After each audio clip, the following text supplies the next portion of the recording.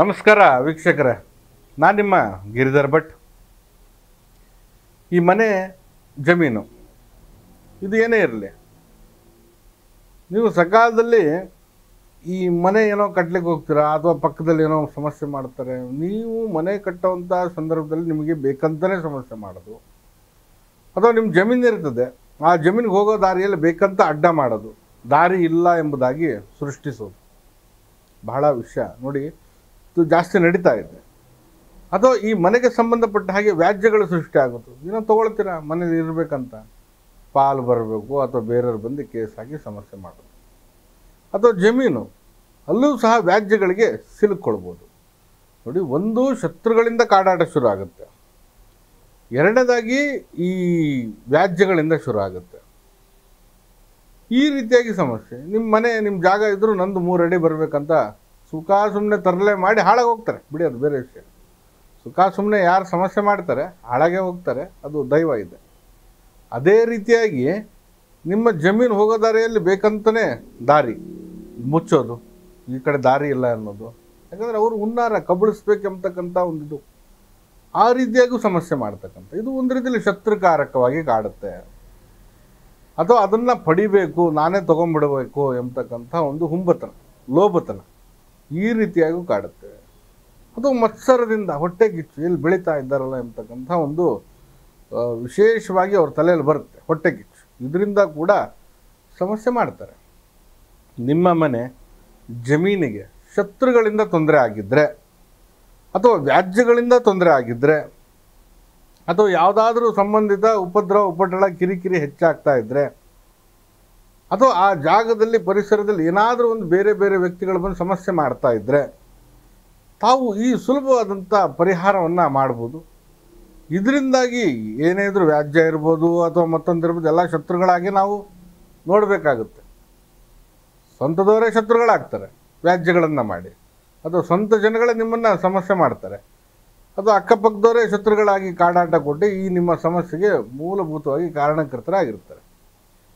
ಇಂತಹ ಮನೆ ಜಮೀನಿಗೆ ಶತ್ರುಗಳಿಂದ ತೊಂದರೆಯಾಗಿ ತಾವು ನರಳಾಟ, ಚಿತ್ರಹಿಂಸೆ, ಸಮಸ್ಯೆ ಇವೆಲ್ಲವನ್ನ ಅನುಭವಿಸ್ತಾ ಇದ್ದರೆ, ತಾವು ಈ ತಂತ್ರವನ್ನು ಮಾಡಿದರೆ ಬಹಳ ಕ್ಷೇಮ, ಬಹಳ ಉತ್ತಮ, ಹಾಗೆ ಬಹಳ ಪರಿಪೂರ್ಣವಾದಂಥ ಯಶಸ್ಸು. ನಿಮ್ಮ ಏನು ಜಾಗ, ಮನೆ ಅಥವಾ ಜಮೀನು, ಆ ಜಾಗದಲ್ಲಿನ 5 ಹಿಡಿ ಮಣ್ಣನ್ನು ತಾವು ತೆಗೆದುಕೊಳ್ಬೇಕು. 5 ಹಿಡಿ ಆ ಮಣ್ಣನ್ನು ತೆಗೆದುಕೊಂಡು ಇದನ್ನು ಚೆನ್ನಾಗಿ ಶೋಧಿಸಬೇಕು. ತಾವು ಅಂದರೆ ದಪ್ಪ ಇರೋದು, ಕಲ್ಲಿರೋದೆಲ್ಲ ಸ್ವಲ್ಪ ಬೇರ್ಪಾಡು ಮಾಡಿ, ಹಿಟ್ಟಿನ ಥರ ನುಣುಪಾಗಿರ್ತಕ್ಕಂಥ ಮಣ್ಣನ್ನು ಮಾತ್ರ ತಾವು ತೆಗೆದುಕೊಂಡು, ಎಷ್ಟು ಸಿಗುತ್ತೆ ಅಷ್ಟು ಆ ಮಣ್ಣನ್ನು ತೆಗೆದುಕೊಂಡು ಅದರಲ್ಲಿ ಒಂದು ಚಿಕ್ಕ ಗೊಂಬೆ ಆಕೃತಿಯನ್ನು ತಾವು ಮಾಡಬೇಕು. ಚಿಕ್ಕದಾಗಿ, ಜಾಸ್ತಿ ಮಣ್ಣು ಸಿಕ್ಕಿದ್ರೆ ದೊಡ್ಡದೇ ಮಾಡಿ, ಅಥವಾ ಚಿಕ್ಕದಾಗಿ ಸ್ವಲ್ಪ ಸಿಕ್ಕಿದ್ರೆ ಚಿಕ್ಕದಾಗೆ ಮಾಡಿ, ನಿಮ್ಮ ಕಣ್ಣಿಗೆ ಕಾಣಿಸೋಷ್ಟಿದ್ರೂ ಸಾಕು. ಆಕಾರವನ್ನು ಮಾಡಿ ಸ್ವಲ್ಪ ನೀರಿಗೆ ಹಾಕಿ ಅದನ್ನು ಗೊಂಬೆ ಥರ ತಮಗೆ ಹೆಂಗೆ ತೋಚುತ್ತಂಗೆ ಹಿಂಗೇ ಮಾಡಬೇಕಂತಲ್ಲ.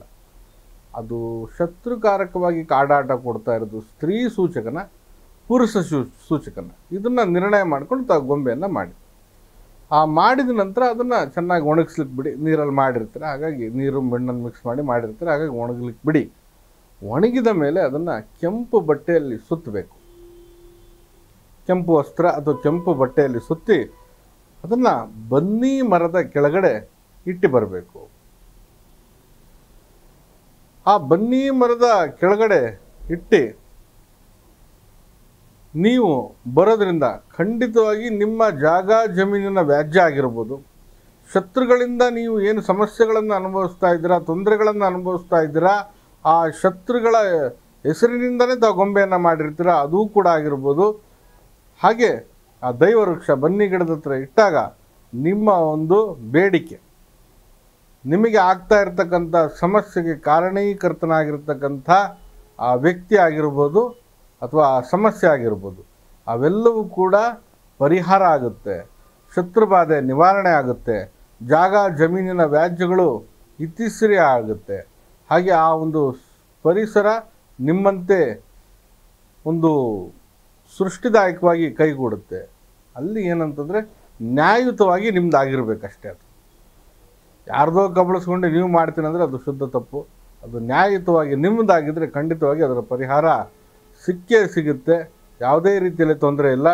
ಈ ಒಂದು ತಂತ್ರ ನಿಯಮವನ್ನು ತಾವು ಅಮಾವಾಸ್ಯೆ ಅಥವಾ ಹುಣ್ಣಿಮೆಯ ದಿವಸ ಮಾಡಿ ಖಂಡಿತ ಶುಭ ಫಲಿತಾಂಶ ಪಡಿಬೋದು. ಅಮಾವಾಸ್ಯೆ ಹುಣ್ಣಿಮೆ ದಿವಸ ಮಾಡಿ ಅದು ಒಣಗಿದ ನಂತರ ಒಂದು 2-3 ದಿನ ಬಿಟ್ಟು ತಾವು ಬನ್ನಿ ಗಿಡದ ಹತ್ರ ಇಟ್ಟು ಬರ್ಬೋದು.